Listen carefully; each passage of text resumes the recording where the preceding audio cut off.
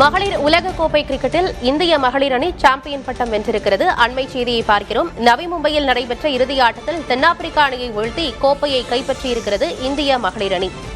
மகளிர் ஒருநாள் உலகக்கோப்பையை முதன்முறையாக கைப்பற்றி இந்திய மகளிர் அணி சாதனை படைத்திருக்கிறது. மகளிர் ஒருநாள் உலகக்கோப்பை கிரிக்கெட்டில் இந்திய மகளிர் அணி சாம்பியன் பட்டத்தை வென்றிருக்கிறது. நவி மும்பையில் நடைபெற்ற இறுதி ஆட்டத்தில் தென்னாப்பிரிக்கா அணியை வீழ்த்தி கோப்பையை கைப்பற்றியிருக்கிறது இந்திய மகளிர் அணி. இறுதிப் போட்டியின் மீது மிகுந்த எதிர்பார்ப்பு இருந்த நிலையில் சாம்பியன் பட்டத்தை வென்றிருக்கிறது இந்திய அணி. விவரங்களோடு செய்தியாளர் சந்தானம் இணைந்திருக்கிறார். சந்தானம், இறுதிப் போட்டியின் மீது மிகுந்த எதிர்பார்ப்பு இருந்தது. இந்திய அணி தற்போது கோப்பையை வென்றிருக்கிறது. என்ன விவரம் சந்தானம்? ஆனந்தி, 52 ரன்கள் வித்தியாசத்துல வெற்றி பெற்று முதல் முறையாக இந்திய மகளிர் அணி உலக கோப்பையை வென்றிருக்கிறது.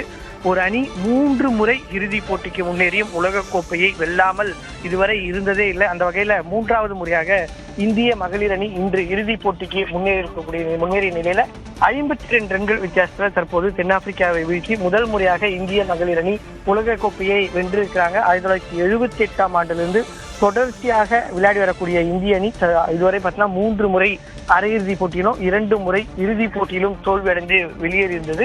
இந்த முறை தற்போது தென்னாப்பிரிக்கா அணியை 52 ரன்கள் வித்தியாசத்தில் வீழ்த்தி வெற்றியை பெற்றிருக்கிறது. இந்திய மகளிர் அணியை பொறுத்த வரைக்கும் முதல்ல பேட்டிங் செய்தார்கள். 50 ஓவர் முடிவில் 298 ரன்கள் குவித்திருந்தாங்க. 50 ஓவர் முடிவில் 7 விக்கெட்டுக்கு.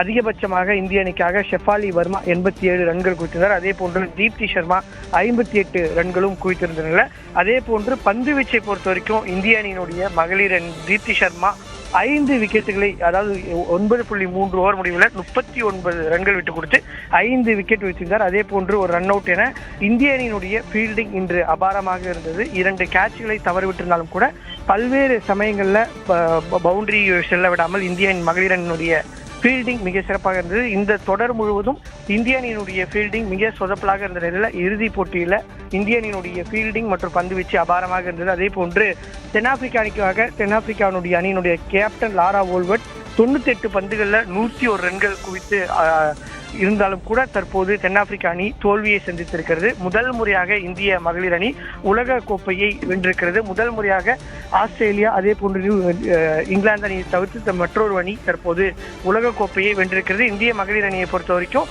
தற்போது வரை பெரிய தொடர்களில் வெற்றி பெற முடியாத ஒரு சூழல் இருந்தாங்க. எப்பொழுது இந்தியாவில் WPL போன்ற தொடர்கள் தொடங்கப்பட்டனாலும் கூட இந்தியனுடைய மகளிர் கிரிக்கெட் அடுத்த கட்டத்திற்கு செல்ல வேண்டும் என்றால் இந்திய மகளிர் அணி ஒரு மிகப்பெரிய வெற்றியை பெற வேண்டிய கட்டாயத்தில் இருந்தது. அந்த வகையில் தற்போது உலக கோப்பையை, அதுவும் மும்பையில் நடைபெறக்கூடிய ஒரு உலக கோப்பையை பல்லாயிரக்கணக்கான ரசிகர் மத்தியில இந்திய மகளிர் அணி உலக கோப்பையை வென்று வரலாற்று சாதனையை படைத்திருக்கிறது.